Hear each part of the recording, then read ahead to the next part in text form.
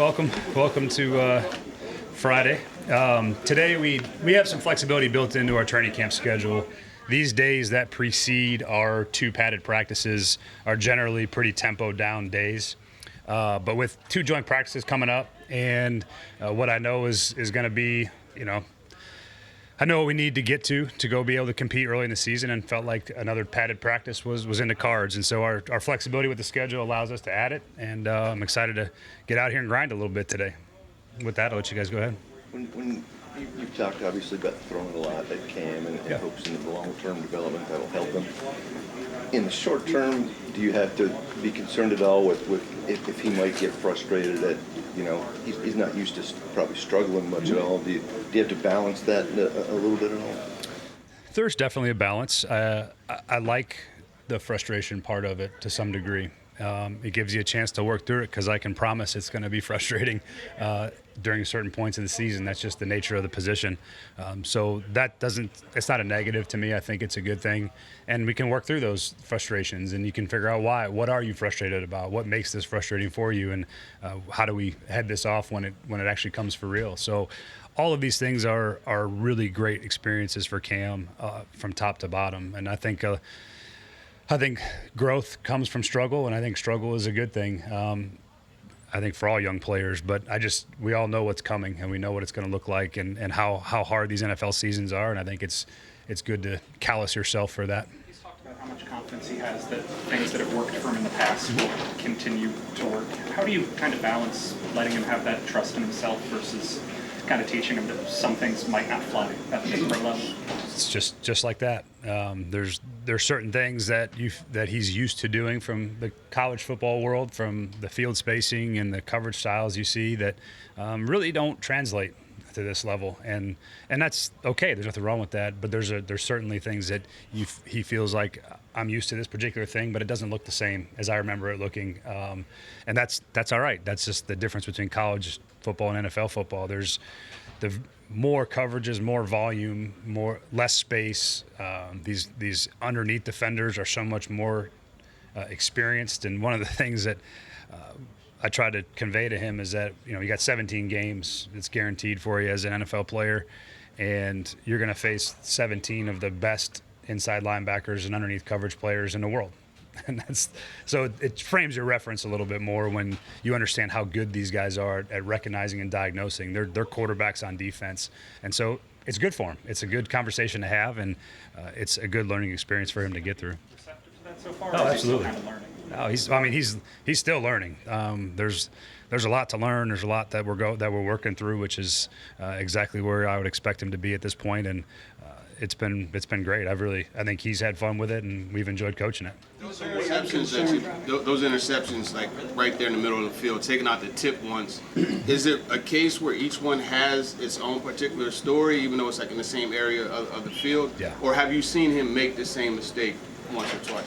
No, they all have their own story, based on route combination and coverage and what he sees and where his eyes are. They're all a little bit different. Tip balls, they happen. Those things, don't get it tipped is the best. I don't have a lot of coaching points for those usually, but they all have their own thing, and that's good. He doesn't repeat mistakes thus far. He's been pretty consistent in that. As we make a correction and he gets that right and moves forward, and usually don't see it again. So that's good. That means we're growing and we're getting better. He's very unconcerned with the tip balls. I mean, you said they seem to happen more to him. We know his arm slot is his arm slot and stuff, but does he have to be more conscious of that? I think all quarterbacks get the ball tipped. I think it happens. These guys up front are pretty good at timing throws and getting their hands in windows.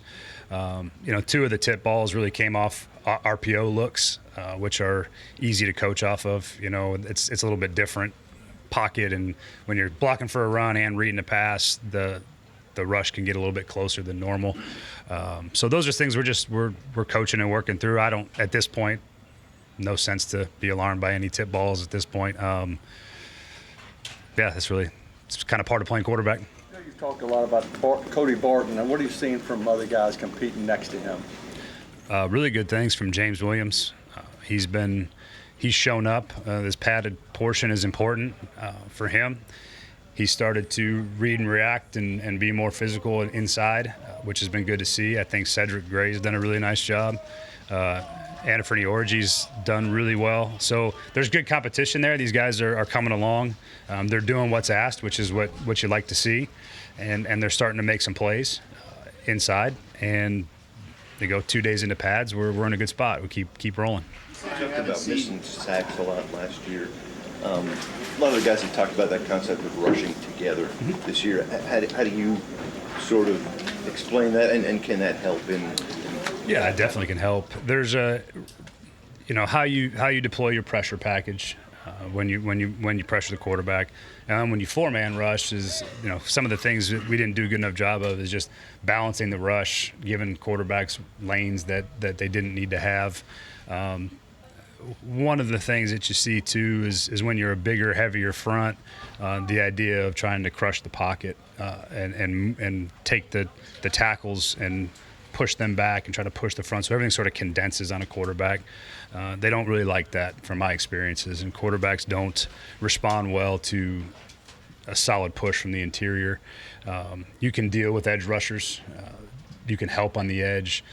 It's hard to help. Someone's going to get a one-on-one inside, and so that's kind of the key is who gets the one-on-ones and how do we win, and then how do we rush it together where everything's a little more coordinated from that perspective. So, again, I don't know that it's going to guarantee more sacks or not, but I think we have a better feel for what we want to do with the players we have. Following on that, isn't it a little convenient to say you can deal with edge rushers when you're a team without a premier edge rusher? I mean, if you had Jadeveon if you had the guy from Cleveland, you wouldn't be saying you can deal with edge rushers. Yeah, there's some of them that you can't fully deal with. They're game-wrecking style rushers. There's only a couple of those. Well, absolutely. I'd love one. You'd love to have a Myles Garrett or a TJ Watt or those guys. Those guys are incredibly impactful players. But there's a lot of different ways and a lot of different styles of player in the league that rush the passer. So we like where we're at. Certainly, if you had a, number one overall pick pass rusher, that's great too. But you can help on the edges a little more than you can help necessarily inside. You can chip presence. You can put backs on them. There's always ways to try to neutralize a great player. Now, the great players tend to overcome those things too. So I'm not saying you can just eliminate a great player, but quarterbacks generally tend to feel a little bit better about being able to help on the edges and managing edge rush. And you want to try to see if you can't collapse the whole thing in front of them is the idea. It's not a new idea, certainly. I'm not preaching anything that hasn't been coached in this league before, but that's one of the things I think that'll help us. Brian, what's the balancing act for you? There's the urgency to get ready for the season and show improvement from last year versus being patient with Cam while he learns and is going to make his share of mistakes. Yeah, I don't think the urgency changes. We're incredibly urgent. We know that these days just sort of tick by, and you look up and you're 2 weeks from the opener. And there's a lot of things that we got to get better at between now and then. A lot of practice that's still left, but it's not as much as it feels like sometimes. And you look up and it's August 1st, and you play in early September. You feel like, there's a couple of weeks, but it goes really fast.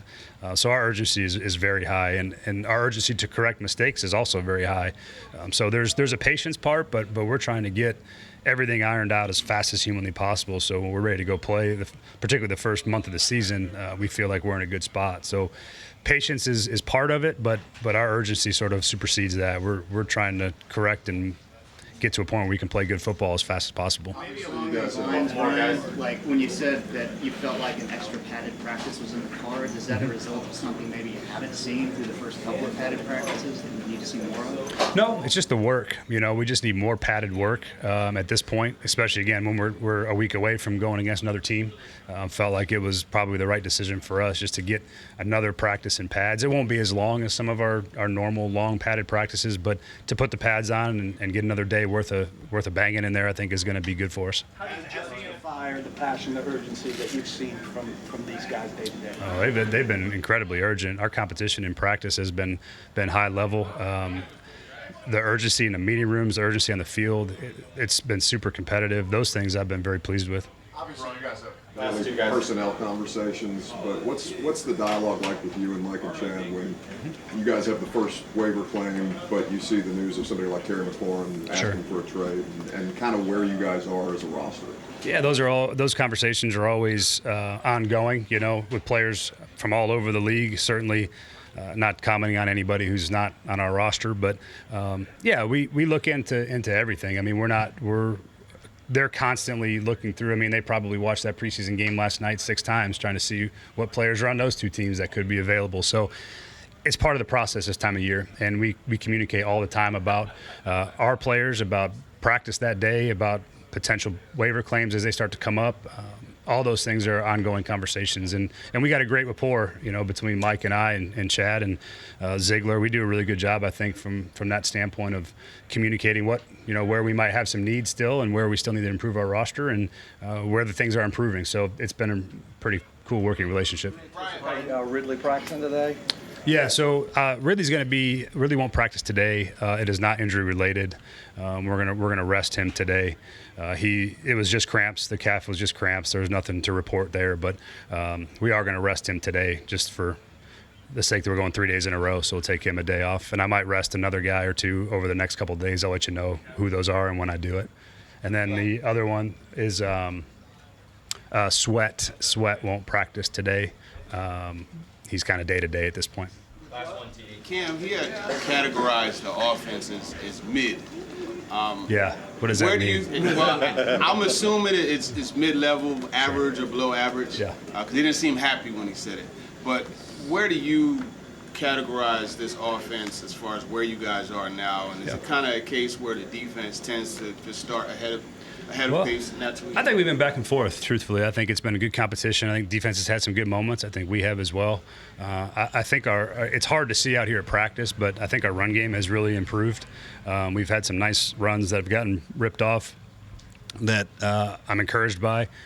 There's definitely things that, we're 2 days into pads and going on our 3rd day, and there's plenty to improve on. We certainly have work to do, but I've been pleased with the process. And again, the things that aren't good enough, we're coaching and working on, and I think Cam's in the same boat, and I'm happy that he doesn't feel like we've arrived. We got a lot of work ahead of us still to get ready to go play Denver here in 4 or 5 weeks, and I don't think anybody should feel satisfied about where we're at, but we certainly have some good things going on, and we're going to keep working. Is energy and juice, is that one of the areas where you feel isn't good enough?